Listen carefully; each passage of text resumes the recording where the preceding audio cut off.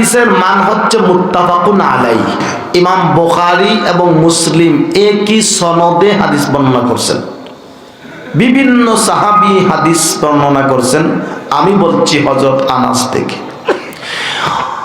রাসূল বললেন, মান সাল্লা আলাইয়া সালাতান ওয়াহিদাতান, একবার যেই ব্যক্তি আমি নবীর উপরে দুরূদ শরীফ পড়বে, সাল্লাল্লাহু আলাইহি আশারা সালাওয়াতিন, আল্লাহ তার উপরে 10টা রহমত বাজেট করেন। কোন সুবহানাল্লাহ।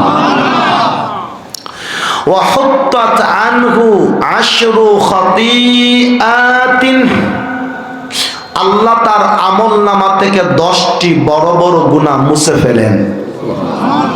ওয়া রুফিআত লাহু আশরু দারাজাতিন, আল্লাহ তার মর্যাদাকে আধ্যাত্মিক ভাবে 10 তবকা বাড়াইয়া দেন। কোন সুবহানাল্লাহ।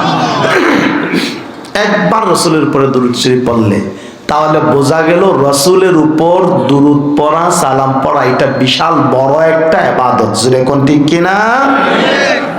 সেজন্য দুরূদের সময় আওয়াজ কানে আসলে, নবীজির নাম শুনলে আমাদের জবান বন্ধ থাকবে না। সেজন্য একটু মহব্বতে 1 মিনিটে দুরূদ শরীফ পড়ি। আল্লাহুম্মা সাল্লি আলা সাইয়্যিদিনা মাওলানা মুহাম্মদ ওয়া আলা আলি সাইয়্যিদিনা মাওলানা মুহাম্মদ। রোজ হাশরে সিজদায় পড়ে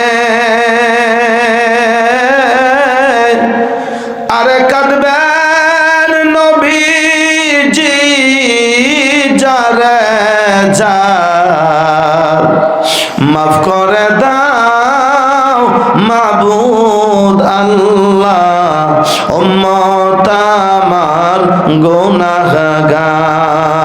আল্লাহুম্মা সাল্লি আলা